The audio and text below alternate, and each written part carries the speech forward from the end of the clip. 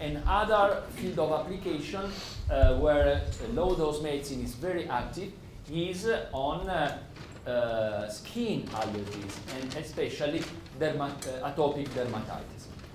It's not very different, the treatment, because atopic dermatitis is the allergic asthma of the skin, in other words.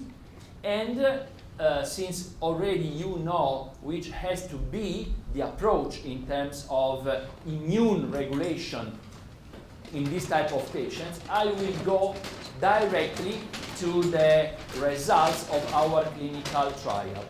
This is a very complex clinical trial, just accepted, and it is in press on the Italian Journal of Pediatrics. That is the official journal of the Italian Society of Pediatrics. It is an impact journal, and it's a very complex study design, because you can see it is a randomized control, double-blind, two-stage experimental study. That is what we need to do when we approach especially dermatological diseases where the psychological component is very strong. So I start exactly showing the study design.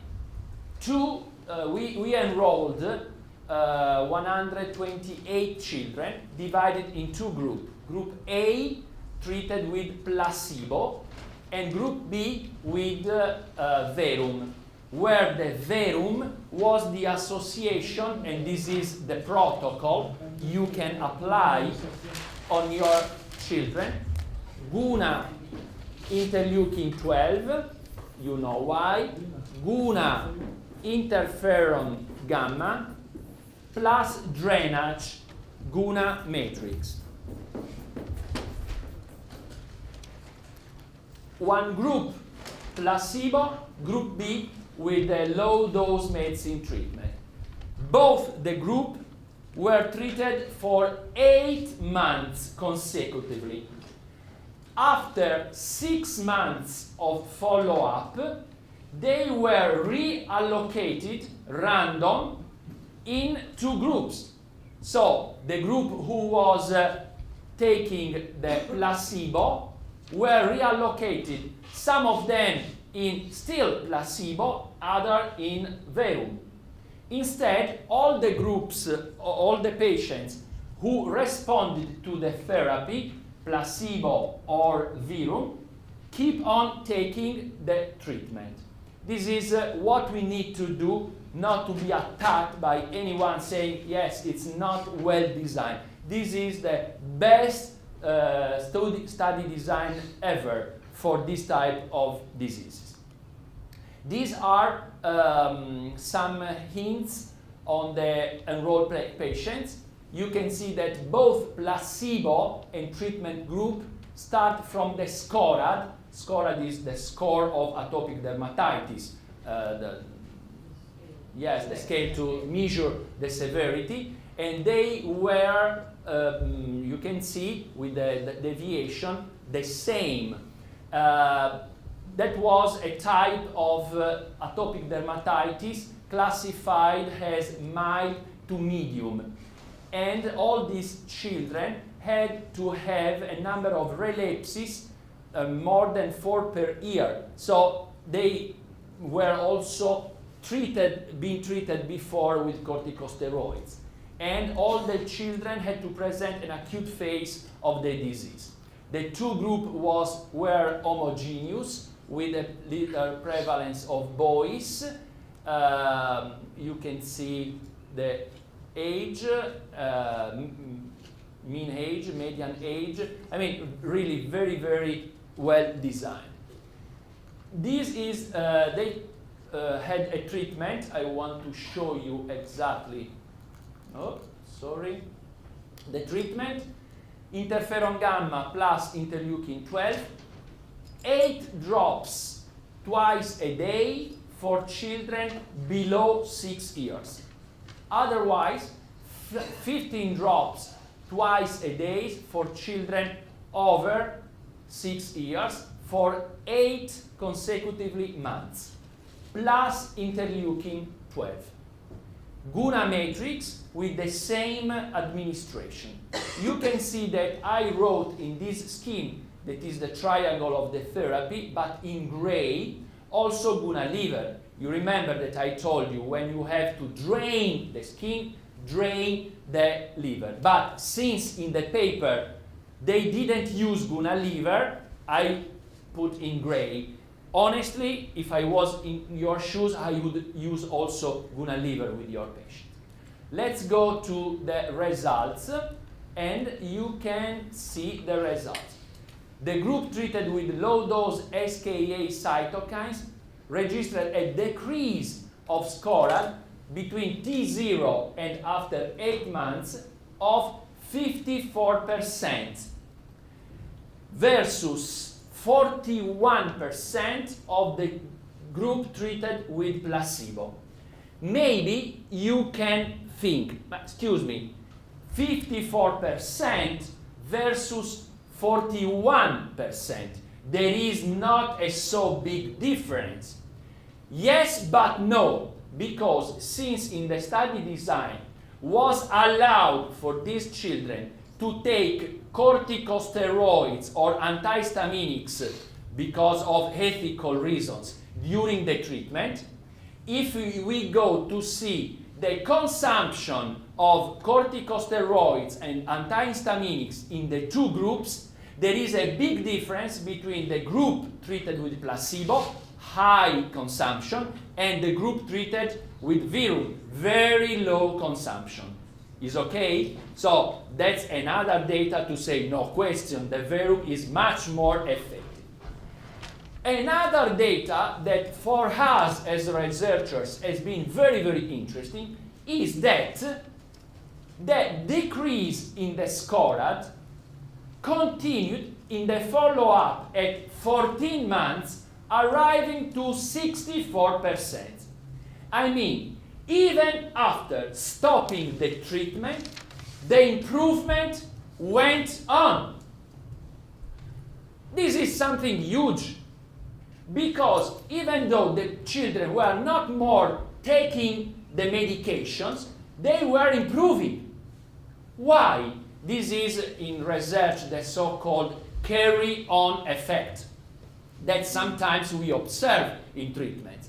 The carry-on effect using low-dose medication is very strong because this is the deep essence of this therapy. Since our medications are regulatory medications, they bring to the cells the right message to induce self-regulating processes. So once the cells start remembering how to work, it works. I mean, you don't have to give medications all life long. So please remember the carry-on effect, that is something very important in research, is super strong with our medications. Instead, the group treated with placebo, after the stop of the treatment, at T14 in terms of follow-up, has no more an improvement, but instead they went down because they needed to take psychologically the placebo and to keep on using corticosteroids and antihistaminics. So the data is very, very strong.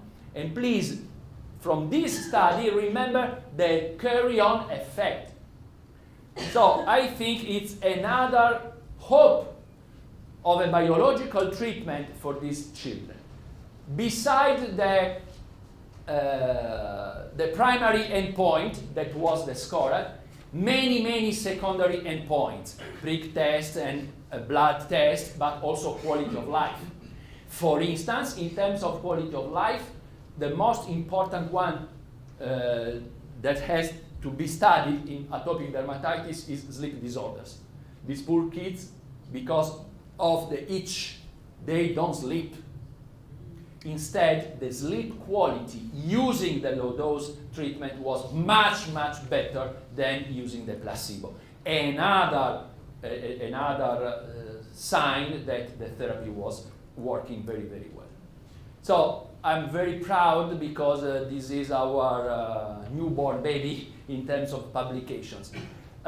During the first childhood, there is a very high percentage of kids with atopic dermatitis. According to my personal experience, beside the treatment with low-dose pharmacology, during the treatment, avoid milk. That is a trigger of inflammation in these kids very, very strong. So you will help a lot also controlling the diet of these kids, as possible, obviously. Okay, these are all the data, but sometimes are so difficult to be read that I highlight your attention on what is really important. Remember, 54% improvement in score in our group, 41, 64, 53. So no question in terms of effectiveness between the two groups. Write this scheme because really you will help a lot of children. Okay, that was just to finish our block about allergy. I wanted to take as an example the allergic diseases because, once again, even here in Ireland, 20% of population is allergic. So, which kind of hope we can go to those patients? Absolutely, at this moment, this is a new hope. But for the friends who are attending this type of lectures for the first time, 5 minutes just to introduce you, but where I am, maybe you are thinking. He's speaking about low-dose pharmacology, but how low is this low-dose pharmacology? Where do they come from? Yes, they come from homeopathy, but he said it is not homeopathy. So what is this? This new medicine, this new paradigm, who is conquering a so big part of the world. We were born from the merge between molecular biology, it's obvious, we speak about signaling molecules, messenger molecules, neuropeptides, cytokines, hormones, growth factors, the words of the PNEI vocabulary, merge between molecular biology, nanopharmacology, but so nano that we use picograms, femtograms, where the conventional pharmacology is used to think in terms of grams. You use grams of amoxicillin or milligrams. We are in the field of femtograms, linked to quantum physics, because I told you that every day we have to thank Hahnemann, who, has, being a genius, thought of dynamization. And he was a great marketing man for me, because he's invented that he was dynamizing on the Bible, because was the Bible giving energy to the remedy?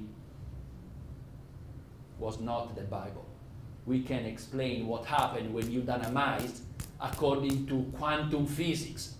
Because when you dynamize, you change the conformation of the electrical dipoles of the water molecules. It's not the Bibles. Something happened in that water. And the water dynamized, it becomes a wonderful drug delivery system able to bring to the cell the electromagnetic information of the original molecule of active principle. It's not the Bible. Maybe if you dynamize on the Bible, even better. But even if you dynamize this way, it happens the same. And PNEI. So these are psychoneuroendocrine immunology. These are the 3 pillars of low-dose medicine. Those are the 3 pillars. These are the characters of physiological regulating medicine. The signaling molecules. Sometimes in literature you will find them called messenger molecules. And in these names, there is the deep meaning of the role played by these wonderful molecules into our body. Cytokines, neuropeptides, hormones, and growth factors. And our concept of medicine comes from the revolutionary idea to use the same molecules that normally lead the physiology of our body as medication to reestablish the physiology in a pathological condition. Instead of to use a chemical substance, we use a natural biological substance. If in this moment I'm moving my arms, I'm thinking, I'm working, I'm functioning, it's because of these 4 molecules. So why not to use them into the forms of medications? It's an easy idea, not easy to realize, because in these moments, in the pharmaceutical panorama in the world, there is only a company able to produce under the form of medications effective, the 20 publications, these molecules, and it is Guna. So really, we are an avant-garde in this pharmaceutical field. In the same time, when they were discovering the signaling molecules, we were late 70s, early 80s, especially in the United States, New York, a smart guy, Robert Adler, for the first time, he described the idea and the paradigm of psycho-neuroendocrine immunology. And in low-dose medicine, this concept is absolutely important. Why? Everything happening in your body is happening because of a good function of the psycho-neuroendocrine immunology. In fact, this network, PNEI, is built by 3 systems. And it's not casual that they are called homeostatic control system, central nervous system and autonomic system, endocrine system and immune system. We come from homeopathy, and we have the concept and the idea that the human body is a whole mind-body system. Now, in a more modern way, we describe the old term holism, or the concept of globality of homeopathy, in terms of psycho-neuroendocrine immunology. That's the reason why I'm used to write the acronym PNEI in vertical, just to signify mind and body. And mind and body are very strictly related each other. You can see these 2 bidirectional arrows. Mind can condition the body, body can condition the mind. To understand in a very synthetic way, otherwise we can stay 2 days speaking about the PNEI. The meaning of PNEI, I'm used to refer to main concepts. The first concept is from physiology. So I will bring back you to the university desk. The first concept to understand PNEI is the concept of homeostasis. I close this window, otherwise my immune system of PNEI will be a little... Okay, perfect. I am for the friends who are homeopaths, I am a typical phosphoric guy. You can see me. Elegant, charming, smart. No, not fat, exactly the opposite. Why? Because in homeopathy they call this type of person, like me, phosphoric. Why I am phosphoric? Because if you look at the dynamic of my T3 and T4, they are a little accelerated. So I can explain the constitution, the homeopathic constitution, in terms of PNEI. I have a very good activity of thyroid, even though, thanks God, inside of the homeostatic range, but I am very high. That's the reason why I eat and I burn. I eat and I burn because my T4 is working boom, boom, boom, boom, boom. On the other side, being, even though compensated, a little hyperthyroid man, I have a little a lower activity of adrenals, especially a lower activity of cortical part of adrenals that I compensate with the medulla part of adrenals producing adrenaline. In fact, you can see me. I am a little adrenaline. That's the reason why I don't sleep. So it's beautiful to study the constitution by this point of view through PNEI. I just wanted to ask, because usually hyperthyroid people prefer the cool. The cool. Ah, yes, not me. Maybe I'm an exception. I am not an hyperthyroidism person. I have an accelerated kinetics of T3 and T4, but always inside of the homeostasis.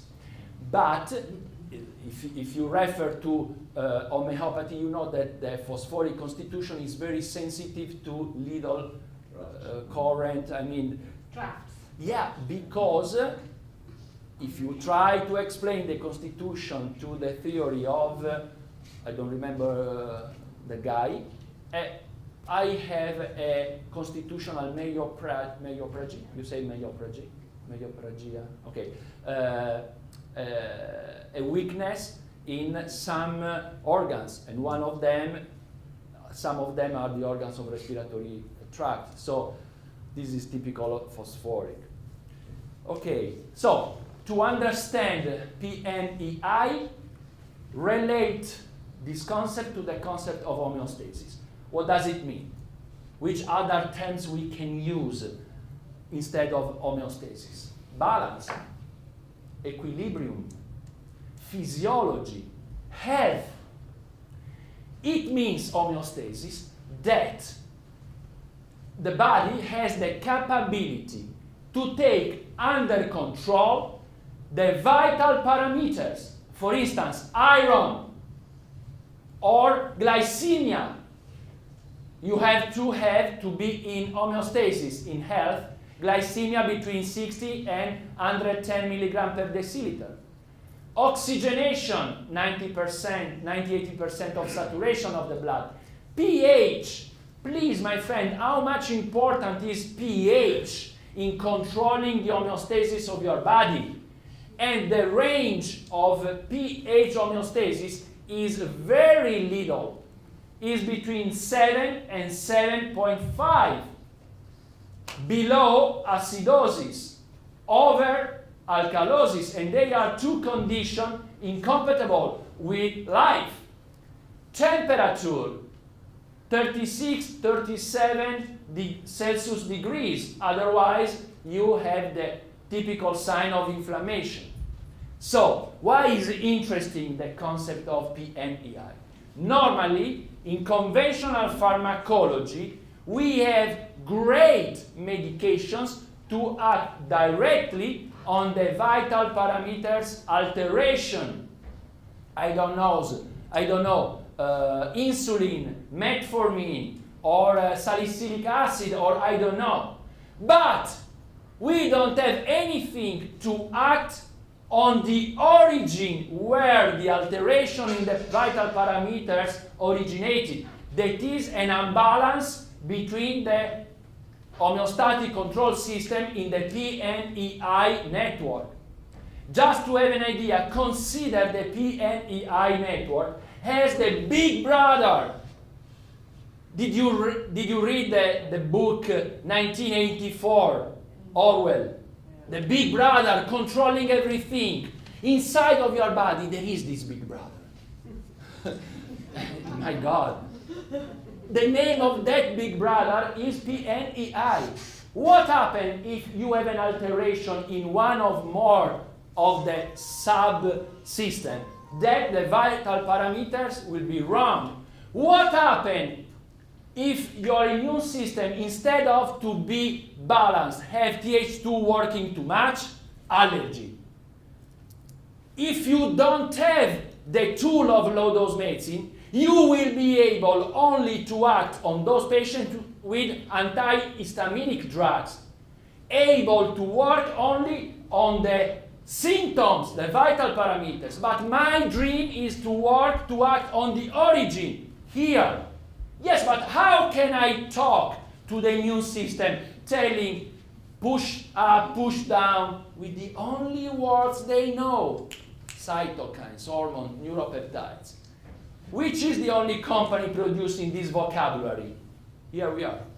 This is, in a very easy way, the concept we are developing. And we are developing also thanks to your experience. The second concept to understand PNEI is the concept of crosstalk. The concept of crosstalk. I told you that, how many cells do you have in your body? Do you remember? 40,000. 40,000 billion cells. Okay, good. If I have to represent your cells, I would do this way. Every spot is a cell. Multiply for 40,000. I don't know, I need a big table. Crosstalk. In every second, all of these cells are chatting each other. In molecular biology, we call this chit-chat crosstalk. Which are the words used by this cell and this cell? Cytokines, hormones, neuropeptides. A very new concept is made in medicine is to consider the disease as a disturbance, an alteration in the cellular crosstalk. The therapy will be to reestablish the right crosstalk between cells. And it is exactly what we try to do. Will it be really so important, this crosstalk, or is just fantasy of Alessandro Perra? No, it's not my fantasy. I will show you now some papers about that. Third concept to take on. Even if localized in a specific organ or tissue, diseases are always expression of an imbalance of the whole PNEI axis. This is another concept that absolutely I want to stress with you. Every disease, even though he's attacking the liver, the kidneys, the trachea, are systemic diseases. And only if you treat them as systemic diseases, I mean PNEI diseases, you will act on the deep causes. 40,000 billions, this is the reference. This guy was crazy for me. Bianconi, E et al. All together, they start counting all the cells. 1, 2, 3, 4, 5, 5, 40,000 billion cells after 3 years, maybe. That is the reference. If you are interested, I can give you the full text about this crazy work. It's not my idea. Look this paper, Autoimmunity Reviews. In 2007, they titled this nice paper in French, Conversation Galante. Okay? How the immune and the neuroendocrine system talk to each other. All the scientific world is going to our direction. Okay, this is nice. It's nice, the title. Look at this. Raise plasma nerve growth factor level associated with early stage romantic love. You. Do you know which is the best way to stay young, especially intellectually young? To be in love. But it's not romanticism because Italians are romantic. No. I'm really not romantic. But this guy studied that during early stage romantic love raised up NGF, nervous growth factor, which is the growth factor discovered by the Nobel Prize Rita Levi-Montalcini, an Italian researcher. That is the nervous growth factor able to keep young our brain. To be in love, it's not only beautiful because you are in love, but it's really the best way to stay young. I mean, nervous growth factor can be stimulated by emotions. When you are in love, you don't only produce dopamine, your nucleoaccumbens produce dopamine, but also nervous growth factor. When you are in love, you not only produce testosterone, but also all the other signaling molecules. This is absolutely important to understand how not updated we are if we consider a liver disease just as a liver disease. A liver disease is something that a psychiatrist has to consider. The neuroimmunocutaneous endocrine network, relationship between mind and skin. Everybody experiences that when you are stressed, your skin is gray. Oh no, I don't go to the party. Mind can influence the skin, and skin can influence your mind. Is a theory, look at this paper. This is International Journal of Dermatology. For all your skeptical colleagues, Journal of Dermatology, International Journal of Dermatology. Can the brain inhibit inflammation generated in the skin?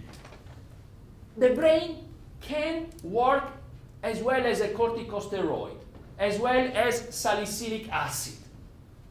The lesson of alpha melanocyte stimulating hormone, MSH. What did they do? They did something unbelievable. They inject in the brain ventriculi alpha melanocyte stimulating hormone. In our mind, according to what we studied at the university, MSH is just an hormone able to stimulate melanocyte to produce melanin. It is wrong. MSH, besides to stimulate melanocytes, is able to do other 1,000 things. And it is a strong anti-inflammatory substance. In fact, injecting alpha MSH in the brain ventriculi, if you have no damage in the cord, in 1 nanosecond, the inflammation provoked by capsaicin in this paper disappeared. I mean, you inject an hormone in the brain and inflammation in the skin disappears. Yes, but I am a dermatologist, so I just look at the skin. No! If you are a dermatologist, you have to look at the brain, the liver, the immune system. Every disease is a systemic disease. If you don't shift to this new paradigm, never you will be low-dose medicine doctors. This is what the modern medicine is going to. Vitiligo. In the last 3 years, since I have met the first dermatologist in the world in terms of experience in vitiligo, is an Italian professor named Torello Lotti, full professor of dermatology at the University of Florence. He is the only Italian doctor with a laurea honoris causa in Harvard, just to give you an idea of the level of this guy. And he's a special guy. Look, vitiligo, what's new in the psychoneuroendocrine immune connection and related treatments? And this paper is 2014. This is the mainstream medicine speaking in terms of PMEI. The problem was that they didn't know that there is a company in Italy able to produce the low-dose cytokines. When they knew that, my God, now we are not stopping speaking about vitiligo. Look, in 2014, the group of Torello Lotti, vitiligo as a systemic disease, if you don't start from this assumption, never you will treat a vitiligo. Every disease, just to stress you, is a systemic disease. If you have an osteoporosis, osteoporosis is a disease of which organ or tissue? Bones. Out of this room. Everybody, out. It's a systemic disease. Yes, it's a disease that menopausal osteoporosis involves ovaries, involves parathyroid, involves the immune system, is an inflammatory disease. Otherwise, okay, you can use calcium, you can use vitamin D, but no. Bones is just the last station in the osteoporosis march. Do you want to treat symptoms or to treat the disease? Every disease is a systemic disease. Vitiligo. I want to spend a couple of minutes about this. I have the privilege to speak about vitiligo in very important congress in India. You will understand why in India, into world class, master class about vitiligo. Every year, the most expert in vitiligo make this world master class. India especially. With Professor Lotti, we spoke at the Mount Sinai in New York. I mean, everywhere in the world, because it's the new hope for these patients. Vitiligo is a disease of which tissue? I read the terror in your eyes. Yes, is a disease attacking the skin, but is a systemic disease. Okay, good. So we can write anyway, skin here. Then, which kind of disease? If you, it is an autoimmune disease, and when we say autoimmune disease, we can say inflammatory disease. Do you agree?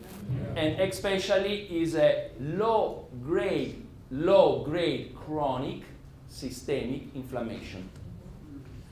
As Alessandro, I say, low-grade chronic bastard systemic inflammation. Why it is so bastard?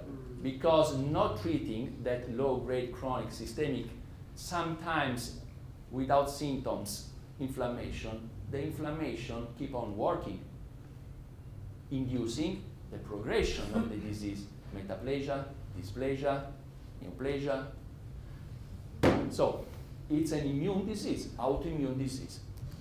By an immunological point of view, we know very well where is the problem. It is the result of an overexpression of T helper 1 and T helper 17. In other terms, my friends, it is the opposite of an allergy. Do you remember in allergy, Th2 over, Th1 down? In vitiligo, in general, in all the inflammatory diseases, is the opposite. Th1 overexpressed, and if the inflammation is due to an autoimmune reason, Th17. Remember this Th subset, Th17. Always they are involved when the disease is due to an autoimmune disorder. So, since those poor persons have Th1 and Th17 overexpressed, they produce too much of a specific cytokine, which is TNF alpha, tumor necrosis factor alpha. look that this guy, TNF-alpha, is always overexpressed in the majority of autoimmune disorders. Rheumatoid arthritis, TNF-alpha. Crohn's disease, TNF-alpha. I'm telling you that Crohn's disease, rheumatoid arthritis, vitiligo are the same disease. The problem is that the skin speaks the language of skin, white patches. Rheumatoid arthritis speaks the language of cartilage, joints, and is pain. Crohn's disease speaks the language of the gut, diarrhea, and so on. But the cause, the deep cause, which is that one we want to act on, is always the same. So, store of TNF-alpha, one of the strongest pro-inflammatory cytokines. Which is the consequence? Apoptosis of keratinocytes. Apoptosis is the programmed suicide of a cell. When we speak in terms of vitiligo, making a mistake, we think especially to melanocytes, because they produce melanin. Look at the crosstalk. No, even more important are keratinocytes. First of all, the ratio in your skin between keratinocytes and melanocytes is 7:1. You have 7 keratinocytes, 1 melanocyte. And why keratinocytes are so important? Because they are the directors of orchestra of the skin cells. They are the big bosses of the skin. And they are able to talk to melanocytes. They are able to tell melanocytes, hey, please, produce melanin. How do they tell that to melanocytes? In Italian, hey, per piacere, produci melanina. No, because she comes from Russia, so her keratinocytes speak Russian. No, they speak one language. The language is FGF, fibroblast growth factor. Fibroblast growth factor is the word that translated in the skin cell language means, please, melanocytes, produce melanin. So it's easy already for you to understand that if you have an autoimmunity, Th1, Th17 high, producing too much TNF-alpha, making the keratinocytes in apoptosis, they will be not more in the position to give the melanocyte the right instructions for their function, that is producing melanin. That's the reason why you have the white pages. Crosstalk. Only if you reestablish the right crosstalk, you will be able to treat the disease. And now we see which is the solution for this. But please go inside of the concept of systemic disease. Do you know which is the prevalence of vitiligo in this country, Ireland?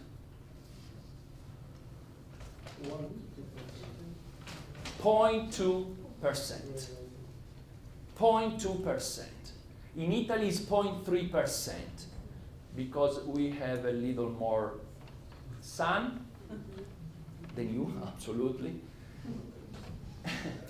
So I'm going to make something entering in that slide. You know which is the country with the highest prevalence of vitiligo? India. In India, they have a prevalence of vitiligo between 5 to 8% of the population. 5 to 8%. Do you understand? It's a huge part of population. That's the reason why I am always, I have been for several times in India. Please. Can you pick it up if you go abroad? Because I think I picked it up. You have? Because I have it here. Ah, so you will be our tester. No, absolutely, because I show you also some pictures. So. You mean you picked it up like contagious? Well, I went to the it's doctor. not contagious. Is it No, it's not absolutely. Vitiligo is an autoimmune disease. Because I went to my doctor and I think she told me It's not contagious. No. She said I didn't understand what pick it up means. No, contagious. Absolutely not. But it's strange that someone can have said something like that. Well, there could be several factors there. For instance, not immunity, so therefore usually if you travel, and you could be, I don't know, did you take vaccination before you went? Did you take medication? Now we see, no, because it's important to speak showing data. Otherwise, everybody says, my theory is that. Look, why this big difference between India and Europe? It's not genetic founded disease, because only 23% of homozygote twins develop in the same moment vitiligo.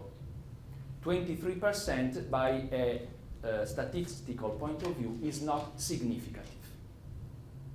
Okay? Because to say it's genetically linked, you have to have at least 80% of twins developing the same moment the disease. So, if not genetically related, which can be the cause inducing this alteration of the immune system?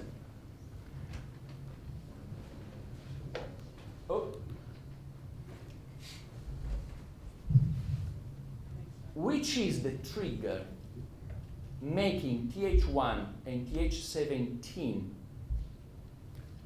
working so much, producing this storm of TNF alpha? Here, I would have to write ROS, reactive oxygen species, the free radicals.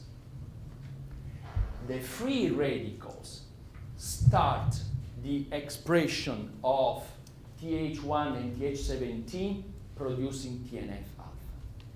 Why in India so much oxidative stress and less oxidative stress in Europe?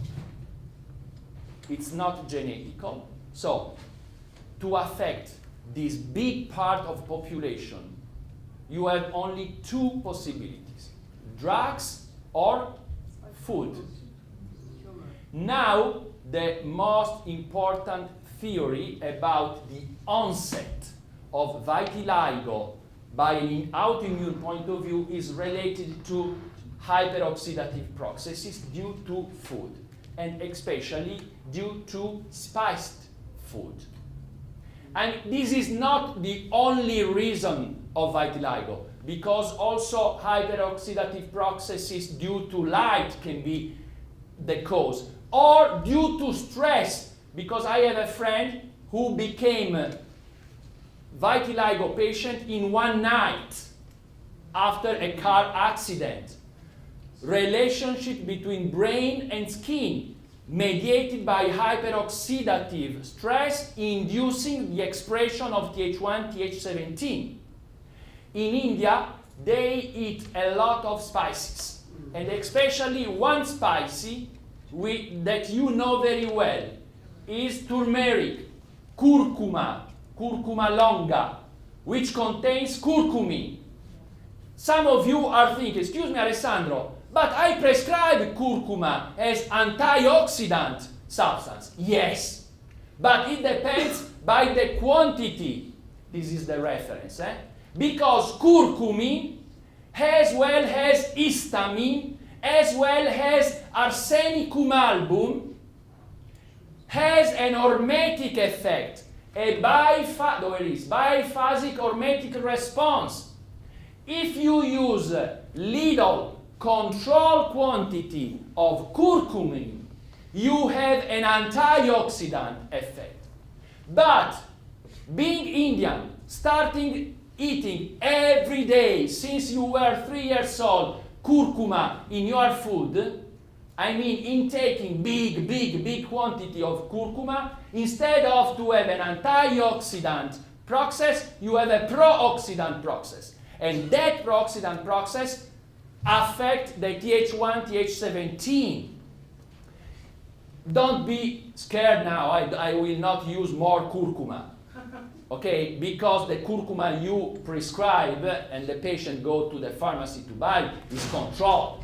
Second, the problem in India is that they use a lot, for instance, of curcuma, and they have deficiency in the in vitamin A, C, and E, so they don't eat enough antioxidant vitamins. Is always a ratio. This is not my theory.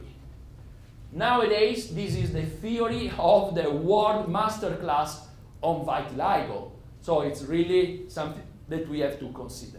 But this theory confirms the autoimmune inflammatory etiology of this disease. So, what can we do for these patients? First problem is here. We don't have a good crosstalk between keratinocytes and melanocytes. Why? Because keratinocytes don't produce enough FGF. What can we do? There is a pharmaceutical company in Italy. You know the scientific director of that company. That is able to produce the low dose concentration, the only one able to activate melanocytes, and this medication is named Guna FGF. So the first medication we have to consider in a protocol will be Guna Guna FGF. This is okay because you are working on this part of the etiological march of vitiligo. But where did everything start? On this part, you remember? Free radicals, onset of autoimmunity. What can we do for that? We use a combination of 3 cytokines. To be more precise, 2 cytokines and a monoclonal low-dose antibody. They are Guna anti-interleukin 1. It is a monoclonal antibody against interleukin 1 that is responsible of, in general, acute inflammatory process. So, why has Professor Lotti, who established this protocol, did he think about Guna anti-interleukin 1 if vitiligo is a chronic inflammatory process? Because if you look, this is a very sophisticated thing, if you look at a vitiligo lesion and you go inside, you will see that in the center of the lesion you have TNF-alpha big quantity. In the peri-lesional area, the highest concentration of pro-inflammatory cytokine is not TNF-alpha, but interleukin 1.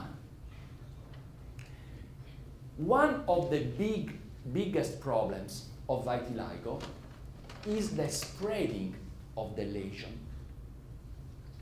That's the reason why those poor patients are afraid to look at themselves every morning in the mirror, because maybe the patch will be bigger.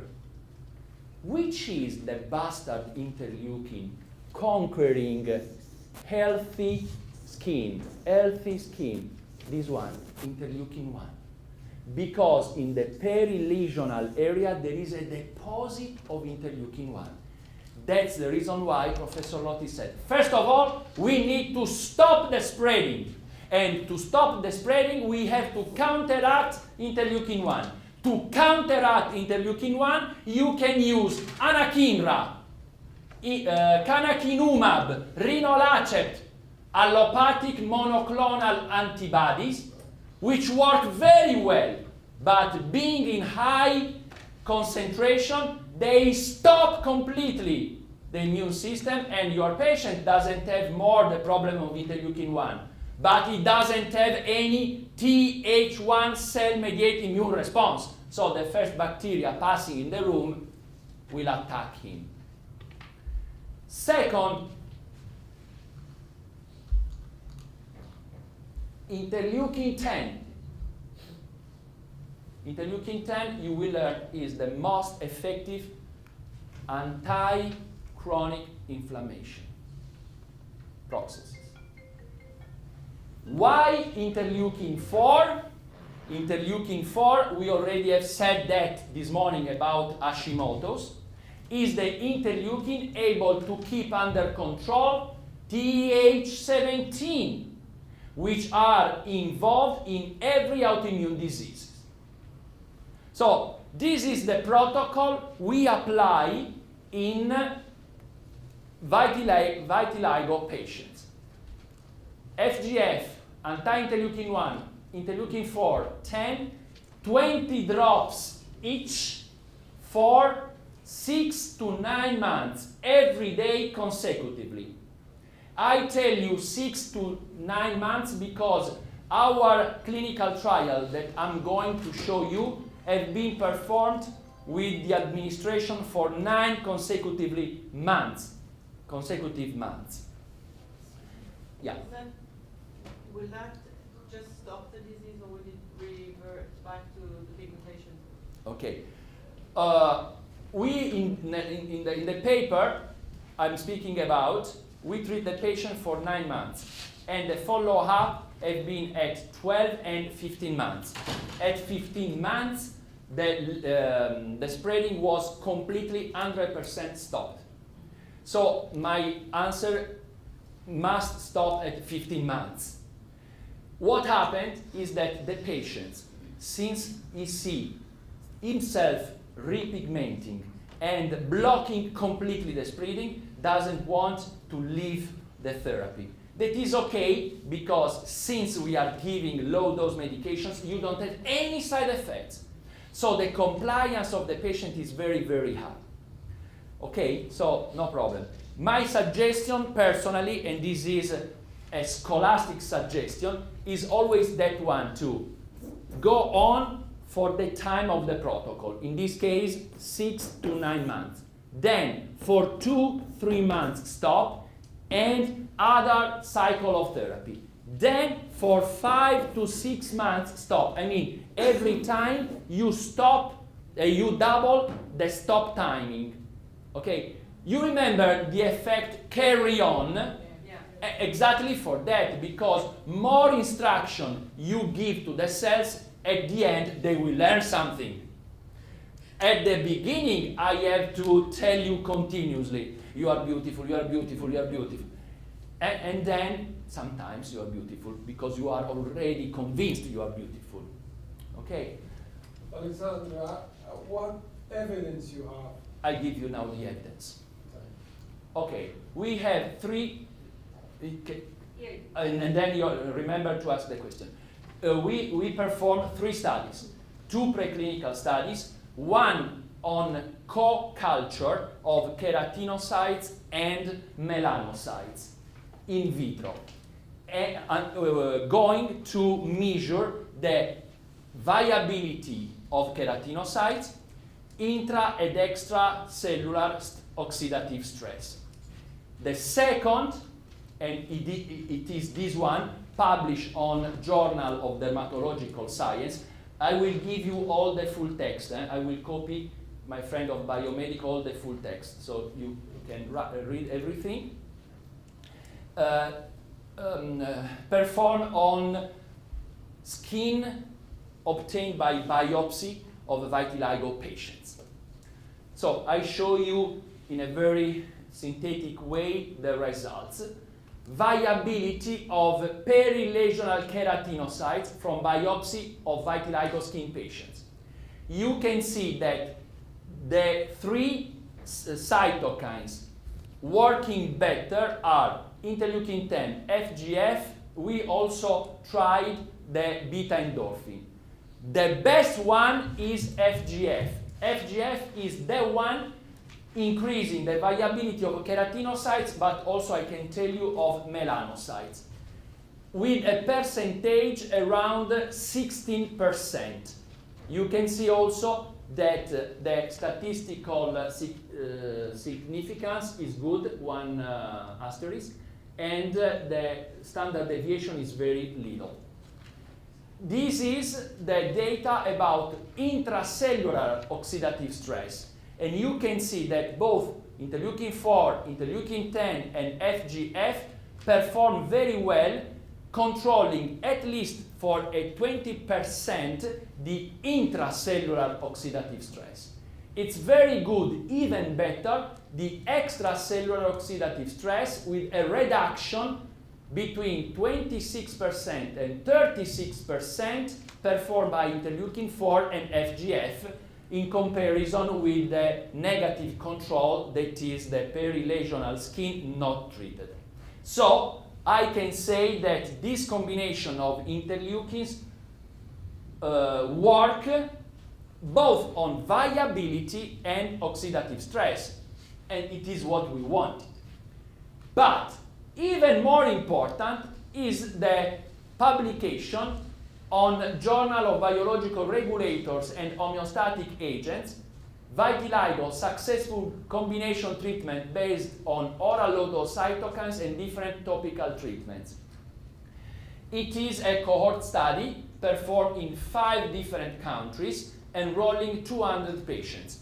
The countries were Italy, Germany, Czech Republic, Bulgaria, and India. Exactly. And I go to the results. Interesting is the inclusion criteria. You can see that all the patients had an involvement of the skin surface not superior of 15%. Why? Because 15% is the limit for the use of microphototherapy. UVB narrow band 311 nanometers, which is considered at the moment the gold standard therapy for vitiligo. So we wanted to compare our treatment to the gold standard treatment. Otherwise, they don't publish your study if you compare with something it doesn't work. Okay? Okay. And the endpoints were reduction block of the spreading, reduction of the pigmented areas. And these are the range of age, 21 years old people, 55, more or less male and female the same. Disease duration in years is important because we took a big range, minimum 2 years, maximum 9 years, and all the different skin types were studied. Okay, look the results. Positive results were obtained both with low-dose cytokines alone for a group of patients, or combined with microphototherapy, or in association with microphototherapy. And this is something huge, I hope you will appreciate, with positive percentage of skin repigmentation varying between 74% and 90%. 74% to 9%. Statistically significant because the P was inferior to 0.001. Okay? I have some pictures. I just brought to you this one. Okay, look the data, the date. July 20, September 7. In this patient, after 45 days of treatment, this is the repigmentation result. It is very individual. Some patients need 9 months. Others respond in a very quick time. And please look that this is interesting because July, September. In this case, the patient is tanned. So 10 is 10, bronze, I don't know, okay. Sometimes, yeah. 10, yeah, that is worse. I mean, if you have vitiligo, you don't tan the lesion, you tan around. So normally in summer you see even more the lesion. So it's interesting, look here and look here. We are around 80-90% actually of repigmentation. And what is important, in all the patients we had the block of the spreading of the lesion. So I think, I come to your question, I think it's really a new hope, also because doesn't exist anything else. I mean, I know that exist some immunosuppressive therapies, but you cannot treat this patient with immunosuppressive. And it's a big problem because by a psychological point of view, to be affected by vitiligo, it's really hard. I never have been interested on dermatologic diseases, but in the last 3-4 years working with Professor Lotti, I experience on my skin really the sufferance of these people, because every day they are afraid a new lesion or the lesion I had now is bigger. Think that in India a woman with vitiligo cannot get married. And if you are married and vitiligo happened, that's reason by law to be repudiated. So you can imagine the burden of psychological sufferance they have. So the idea for us, we are, in this case really we are a romantic pharmaceutical company. The idea to help people suffering, to alleviate, to make lighter these sufferances, it's really the reason why we work this way. And now thousands of patients are treated this way. So I wanted to share with you this information. There are two questions, first and then. Yeah, I was just interested. You said that like the increase in Th1, Th17 Yeah. is due to the reactive oxidative stress, so environmental like toxins and things like that. Yeah. So, one, did you take that into consideration in your studies, like taking away stress or taking away the curcumin if it was an Indian-based study?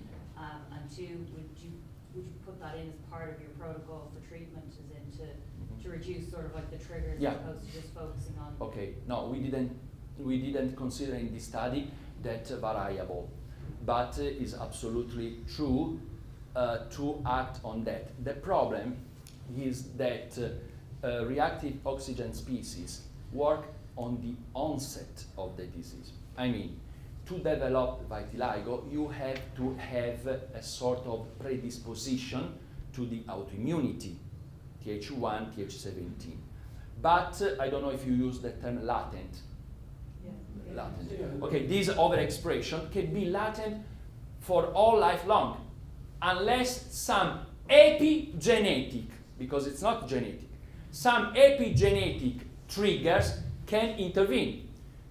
The triggers to make no more latent Th1, Th17 overexpression can be generically stressors. Which kind of stressors? Food, for instance, spices. Mental stressors. Sun. Everybody knows that sun radiation produces free radicals, many ones. The problem is that you don't know that maybe I can develop that.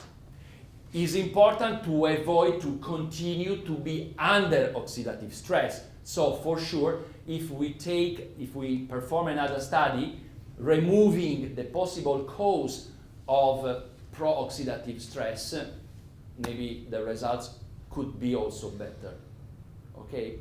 The problem is that when a patient will come to your office, already he will have the vitiligo. So what can I do? The only thing you can do is to take under control the inflammation, I mean to close the faucet of inflammation and to stimulate melanocytes to produce melanin. The only way to tell those guys to produce melanin is to use FGF. We are the only ones producing FGF. It's not true, because in India there is a company producing an ointment with FGF. But the results are not so unbelievable, because it's a systemic disease. If you don't treat the autoimmunity, okay? Your question. Yeah, well, a couple of things. One is that the turmeric or the curcumins, I'm sort of surprised at that. I mean, I'm not doubting what you said, except that I'll have to convince myself, because you know that turmeric increases glutathione, for instance. It increases? Glutathione. Turmeric will increase glutathione. Glutathione, you might know. Glutathione. Glutathione, sì, sì, scusi. Yeah, Glutathione. Yeah, so turmeric will increase, it's well known scientifically to increase glutathione, which again is helping to increase the oxidative species. And the second thing is the photograph. I come back to... Sorry, if I saw that photograph, if you'd leave the photograph, sorry a second, if I saw the photograph in a medical journal, I would laugh, because the two photographs are completely different. One is very highly exposed, see the lady's more tan on the right, but in fact, the left photograph is actually darker. So if you put back to the photograph... Yeah, now I stay here to answer your question. Okay. Because you say, it's strange, because curcumin increases glutathione, that is one of the most important antioxidant performer. Yes, look at that. Is the quantity that make every substance working in one direction or in another direction. Curcumin in big quantity increase the oxidative process. If you use little quantity, it has a wonderful antioxidant product. It depends by the quantity. You can see serially passage middle-aged human epidermal keratinocytes were treated with curcumin for 24 hours. Curcumin concentrations up to 1 micromole, did not affect cell viability. Whereas at high concentration, 3 to 10 micromoles, cell viability decreased to 48% to 53%. So it depends by the quantity. Big quantity block the induction in the production of glutathione. Little quantity stimulate the glutathione. It depends by the quantity. And it is a 2006 paper, so I think this is the most updated. And you can see is New York Academy of Sciences. I mean, it's not two friends. So it's interesting because this paper showed that Hahnemann was right. Arsenicum album, Nux vomica, if used in big quantity, they are poisons. If used in homeopathic quantity, they are medications. The same curcumin, pro-oxidative or anti-oxidative. Okay, your question. Everybody, every editors would laugh, you say that, seeing this picture. Yeah, In fact, yes, absolutely. Yes. Exposure. Every editor would laugh because these pictures have been not taken by a professional point of view. In fact, this picture has not been published. I'm showing these pictures in a lecture among friends. What is important for an editor, it's not the picture, and believe me, if you look at the dermatological trials, always you have to be skeptical in pictures. What is important are these data. And they are, once again, the data about preclinical studies, because no one can say that the extracellular oxidative stress decrease or increase with interleukin-4 and FGF. That's the reason why we try always to perform first the preclinical studies and then the clinical studies. In terms of clinical trials, the editor accepted this paper, and the paper said that in this type of patients, the performance, 5 different professors from 5 different universities had an average of repigmentation between 74 and 90%.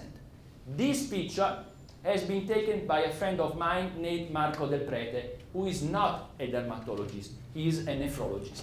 Okay? And he treated this patient, and he took pictures because at that time, 2015, we were performing the first protocols. And he said, if you are right, I will take some pictures. It's not a professional pictures, never I would publish in a paper.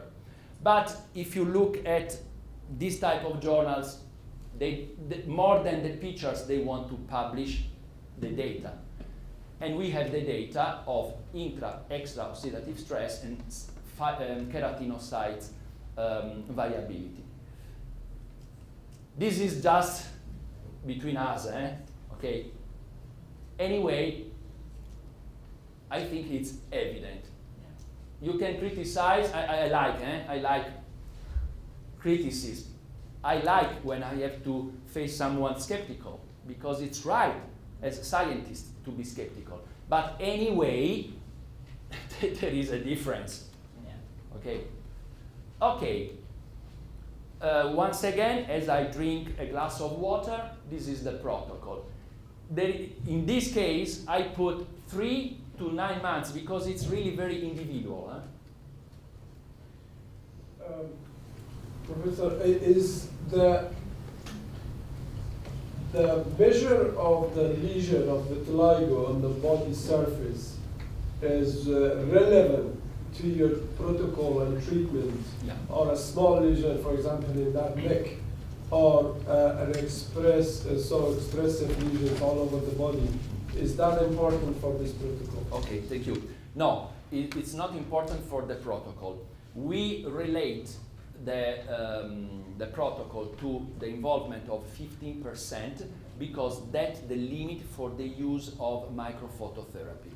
Since we were comparing our treatment with microphototherapy that is considered the golden standard, since all the studies using microphototherapy, UVB, narrowband, 311 nanometers, all of them are limited to 15% of the involvement, we had to do the same, otherwise we couldn't compare. But even though the involvement is superior than 15%, the protocol works the same. Okay, so that was mandatory for us for the publication.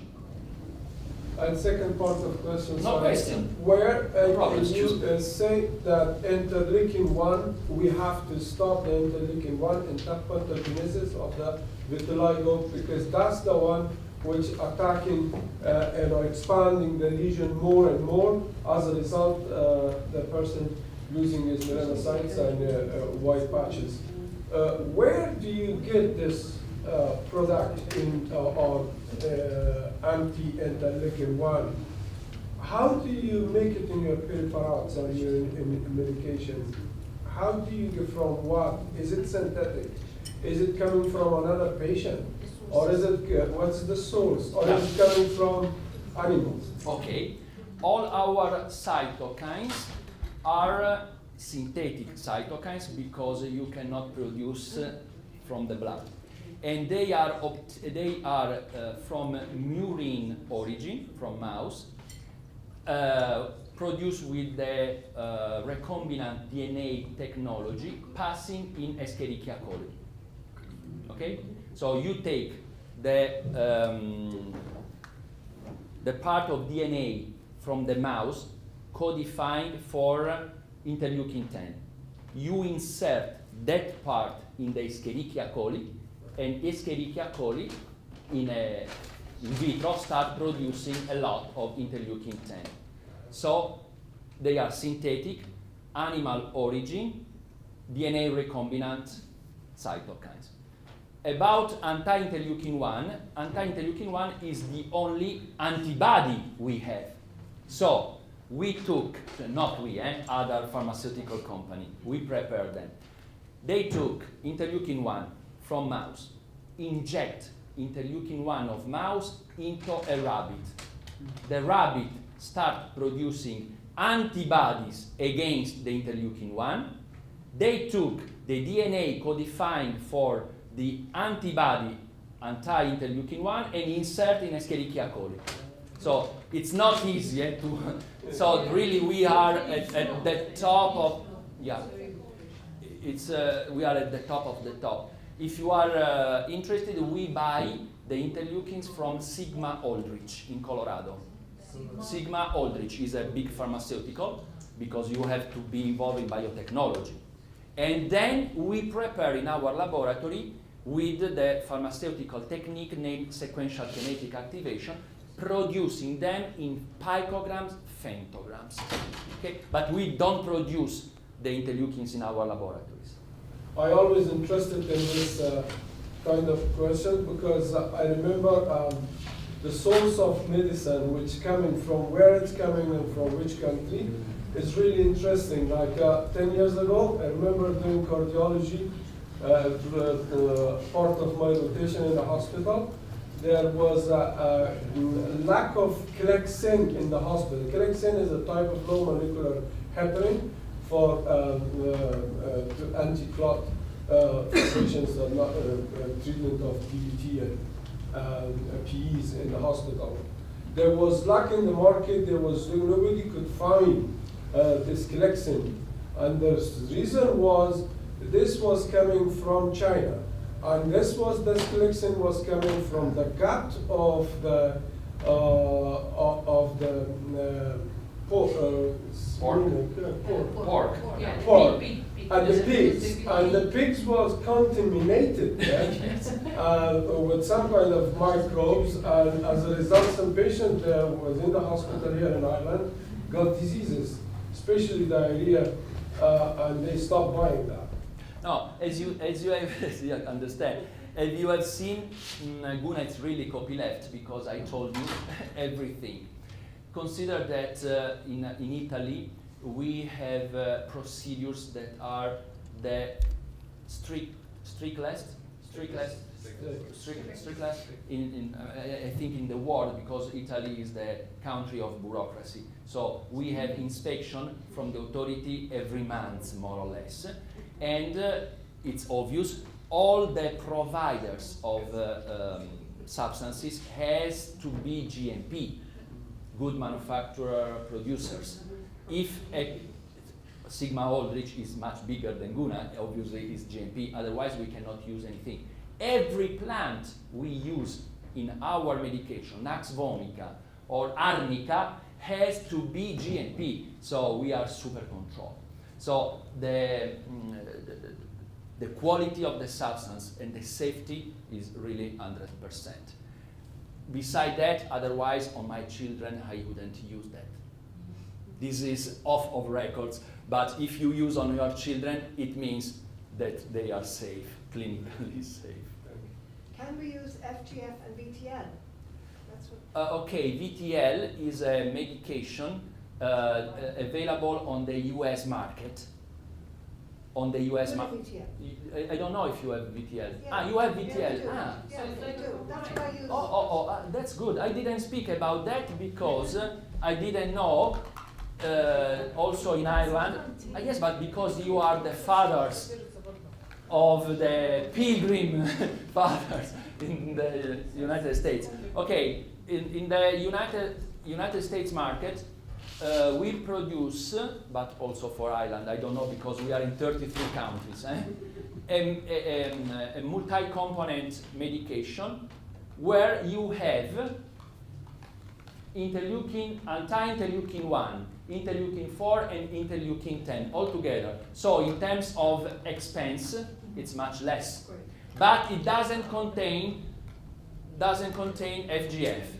So You need to use you have to use Guna FGF plus Guna VTL. Okay? Okay. Sorry, was there any connection between taking a milk product like cheese or how the individuals having citrus with the production of the commercial? That I know there is anything published about that, but maybe I don't know. Can be, because in some patients, but not I think in all the patients, with also a mild intolerance, milk can be trigger of inflammation. In fact, it's look how the synchronicity. As I was going to give back VTL, I was going to say, and you asked me something, that is important also for vitiligo to take care of the gut, because everybody knows about the gut-brain axis, but the dermatologists now are speaking about gut-skin axis. So I think that to protect the gut mucosa with colostrononi, also in vitiligo, it's very, very interesting. So absolutely yes, but I think only in part of patients. The problem is always the onset of the inflammatory process. I mean, you have to avoid all the triggers of inflammation, included psychological stress, because also we are going to see how psychological stress is pro-inflammatory. So absolutely yes. Okay, I'm really very happy because we can help people suffering, and this is really the goal of our life.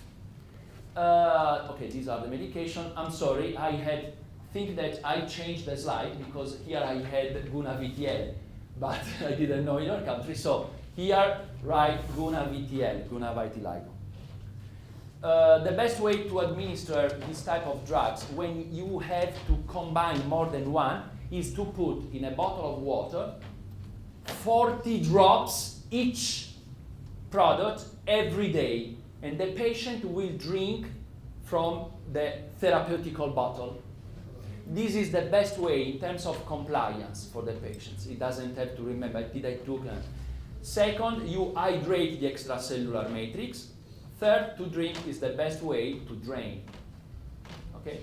Does it matter water or plain water or fused drink or like a mineral water, sparkling water?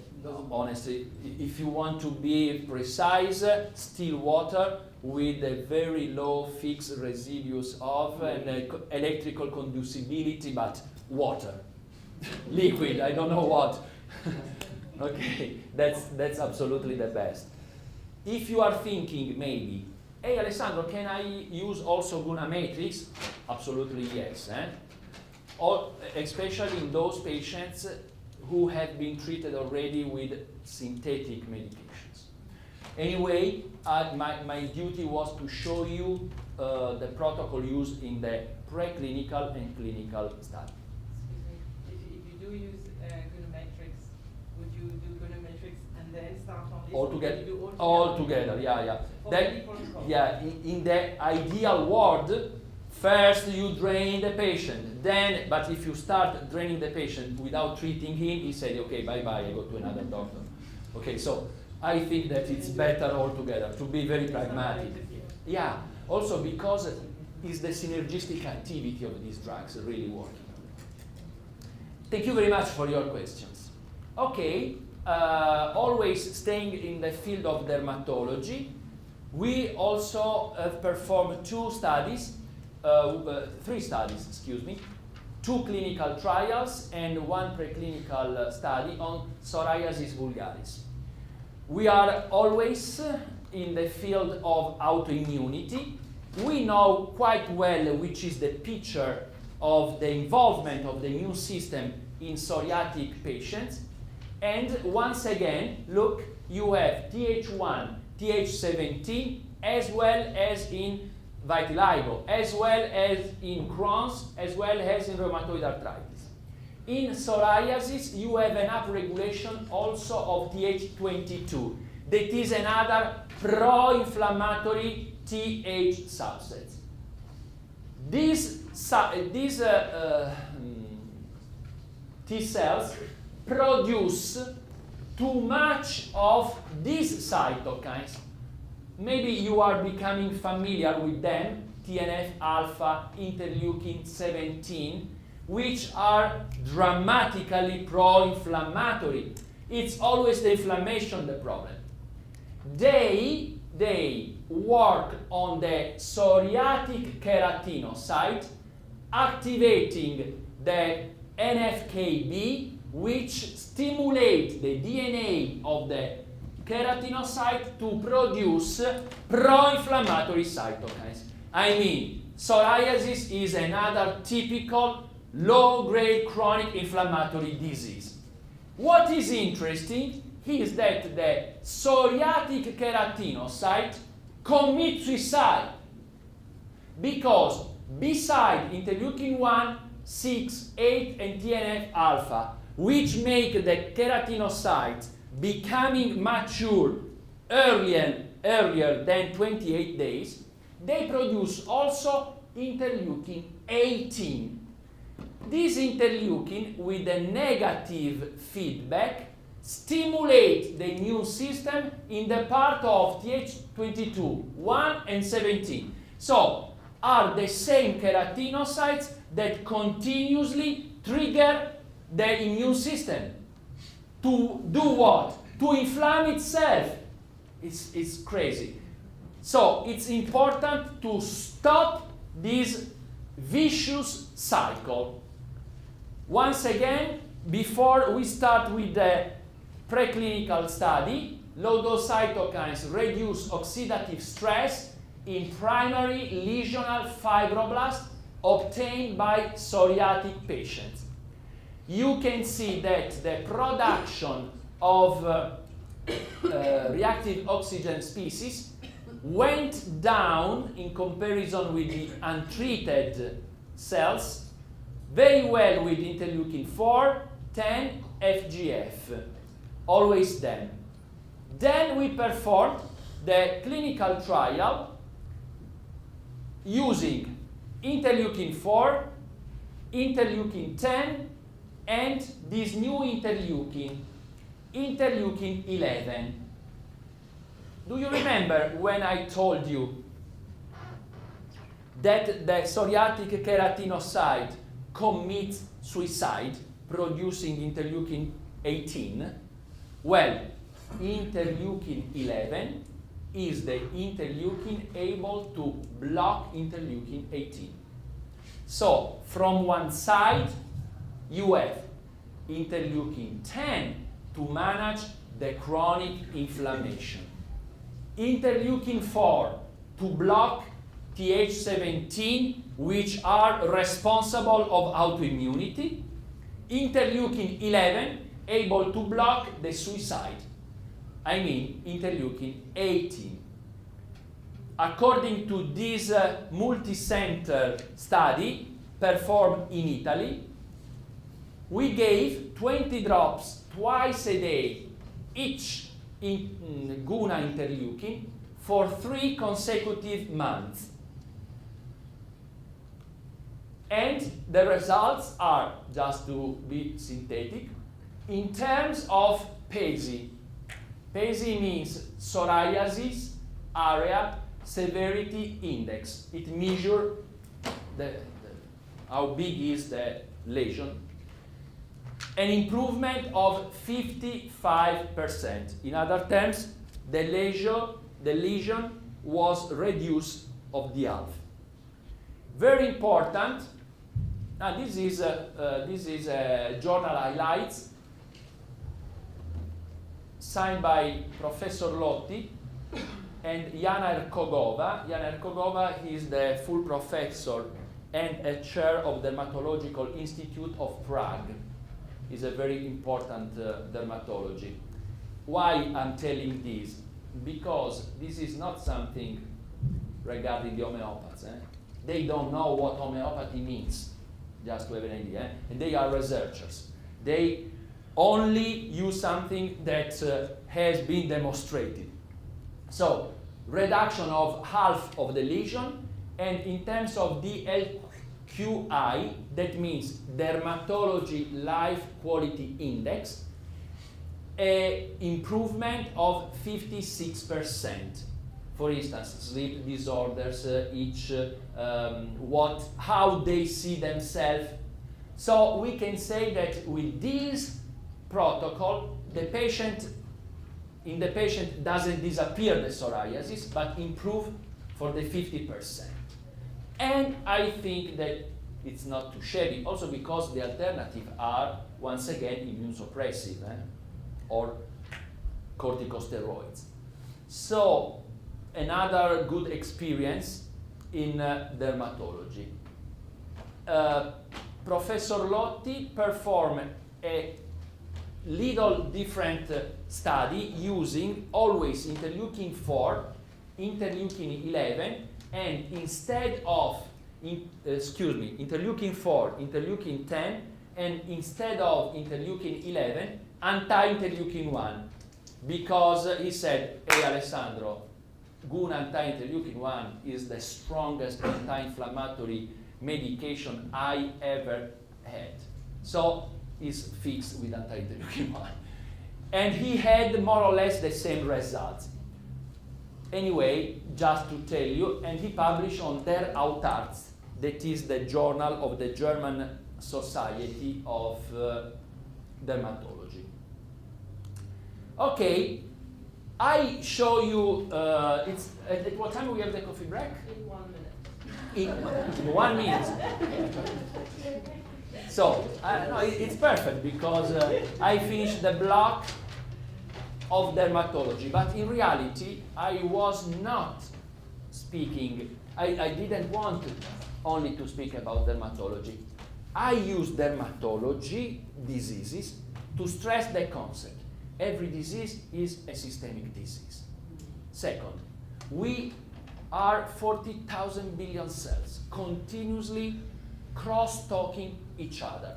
So only if you reestablish the right crosstalk, keratinocyte, melanocytes, Th1 keratinocytes, you will recover the homeostasis.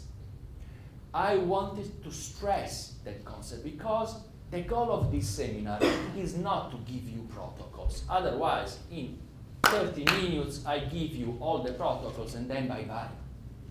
I want to share with you the method. My goal is that you by yourself will combine the different medications for the different patient, because every patient is different. So, since I have 22 seconds maybe now, my last question before the break is, always you, because you are the first line. Of course, next time you will stay there. Which is the biggest social network you know? Facebook. Other ideas? Instagram? LinkedIn? Snapchat. Snapchat, okay. Is the most. WhatsApp. Snapchat is the man became billionaire within 2 years. Believe me, my friends. Snapchat, Facebook, LinkedIn are nothing. Nothing. You know which is the biggest network. Is inside of your body, your body, your body, your body. Are those 40,000 cells that continuously send each other emails. For instance, keratinocytes send an email. Hey, melanocyte, please produce melanin. It's not a real email.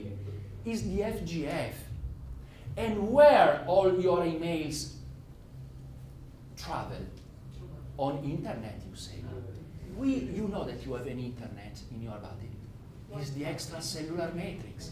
Because all the emails are released in the extracellular matrix, which is our internet. So the biggest network is our body. What happens when for 30 seconds you don't have signal? Panic! My God, I'm isolated! The same happens in your cells. If a cell doesn't have signal, it means that doesn't receive hormones, neuropeptides, cytokines. Panic. A so big panic attack that the cell can die. So what do you do when your computer doesn't work? You call the technician. What do you have to do when a cell doesn't work? You have to call a technician, and that technician is a medical doctor or natural doctor to reestablish this chart. This is what we do with our medication. We reestablish this chart. because every disease is a lack in communication, not only in cells, even in people. What happens when you don't communicate with your friends, with your husband, with your wife? Disaster. So, life is communication. Think that these molecules are named signaling molecules or messenger molecules, communicating molecules. Mother Nature is never wrong, so why not to reproduce the nature? This is what we do. Now, coffee. Big quantity of coffee or little quantity of coffee? I think a reasonably big. No. And then really I free you. No, it's important. Big quantity of coffee. You know why? You take coffee to stay up. Normally it's for that, no? Or for the pleasure of the taste, but normally it's to be. This is a neuron. Second messenger of the cell, AMPC. AMPC inside of a neuron take the neuron with. But we cannot stay always this way, unless you are me, okay, but that's another problem. Okay. So Mother Nature, that is yin and yang, Th1, Th2, female and male, night and day, nature is perfect, said, okay, I give you an enzyme, phosphodiesterases, able to metabolize AMPC. How does coffee work? If you use big quantity of coffee, you block phosphodiesterases. Blocking phosphodiesterases, it doesn't metabolize AMPC and the neurons stay up. Coffea arabica, the homeopathic remedy Coffea, work according to the biphasal hormetic effect, as well as curcumin, as well as Nux vomica, strychnine. So, if big quantity block phosphodiesterases, little quantity used in homeopathy stimulate phosphodiesterases. If phosphodiesterases is working so much, he will block so much AMPC. That's the reason why in homeopathy we use Coffea for anxiety or for sleep disorders.